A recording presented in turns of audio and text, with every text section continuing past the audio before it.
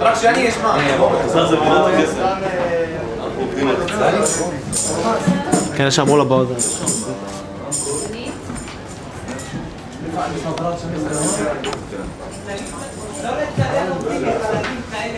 סליחה? אני יכול ללבוש משקפי שמש? מיני אני מקבל את הקיום. 20 שניות.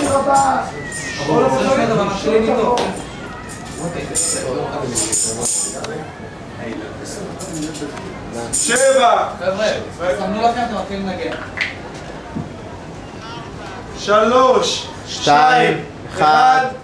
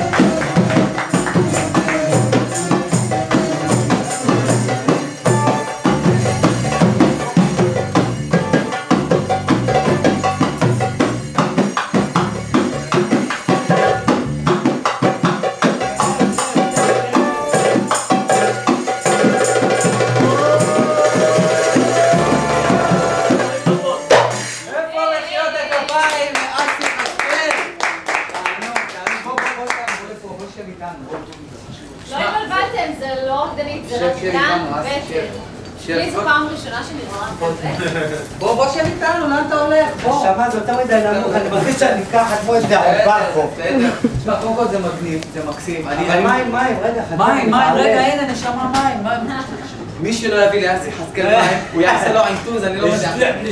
בבקשה, שתה בכיף. קודם כל, חבר'ה, אני לא יודע מה אתם יודעים על אסי, אבל אסי, תגיד לי אם אני מדייק בפרטים. אתה כבר מגיל 12 מתעסק בדברים האלה, בעצם בריקודים, ולעצב את הבגדים שאתה גם עכשיו לובש בעצם פרי עיצובך, מה שנקרא.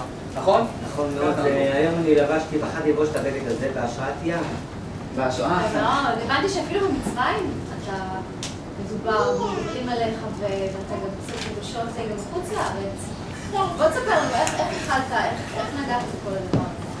בגיל 12, זה היה החלום שלי המוכרים מפרחים. הייתי אוהב את כל הנוצצים, את כל ההילה של מסתרים. קוראים מהבית? ברור. שמעתי היית תופר על החזייה של אמא שלך כל יפה. אני יודע. אני עשיתי עליך תחקיר קטן. זה היה החלום שלי, כל הזמן לפעול על זה, ואז הכרתי את ברי סימון והתחלתי לפעול על בגדים, ואז לאט לאט... איזה גיל היית שהתחלת? מה זה הבגד הראשון? הבגד הראשון בגיל 12. תגיד, יש עוד רקדניות בטן שלובשות את הבגדים שלך? ברור, כל העולם. באמת? בטח. תן שמות ככה שאנחנו מכירים. ברי סימון, אתה זוכר את ברי סימון? ברי סימון חזר לתשובה. בקיצור, אני מכיר. אביגיל קליין. דבי גולדמן. דבי גולדמן יפה. דבי גולדמן, אורית מפציר, כן.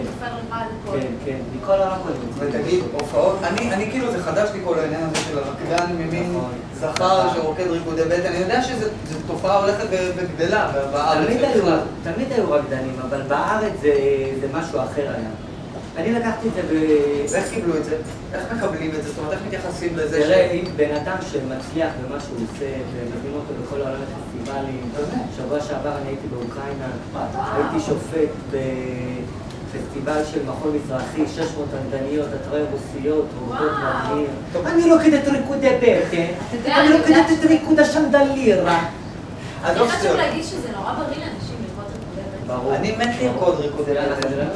בוא תלמד אותי ואת לירה. רגע, אני יכולה לדעת דבר אחד, אם לא למדת. אוקיי, למדתי מהצפייה בסרטים, הייתי הולך עם רקדניות להופעות, הייתי במצרים, פגשתי את פיפי עמדו. פיפי עמדו, זאת אומרת. אז יש לך תקווה בעצם, יאללה, לכו. רגע, מה לכו? אני אין שבתי, מצב. אתה רוקד. אבל אני התלבשתי בגדים, טוב, זה מה אני רוקד, יאללה, בוא. אוקיי, אנחנו קודם כל נעשה כזה דבר.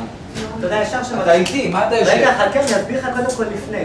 ישר שמתחיל האירוע, אין אחת שלא נכנסת למעגל, ואני קודם כל אמרתי לך מה לא לעשות. מה לא לעשות? כשמתחילה המוזיקה, לא לעשות את זה. אוקיי, אז אני לא עושה כלום. אוקיי? ישר מתחילה המוזיקה, כל המרוקאיות, אבל אתה עיראקי בכלל, מה אתה יפה, לא משנה, היום אנחנו מימונה, כולם אותו דבר. אז אנחנו נתחיל, בואי תעמדי איתנו. מה עושים? ובמקרה הבאנו פצעים של ריקודי בטן בשבילך. בבקשה.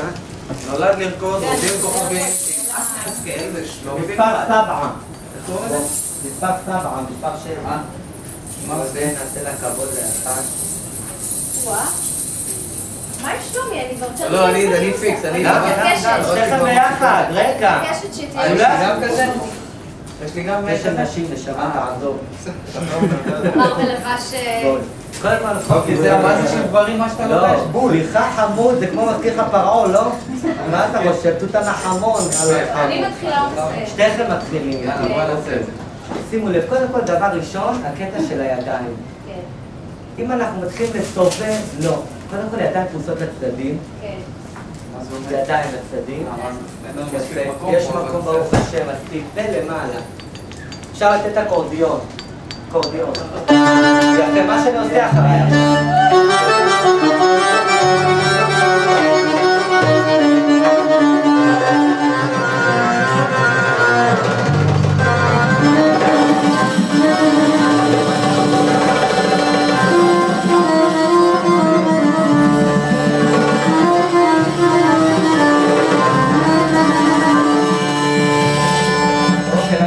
עדיין, להמשיך.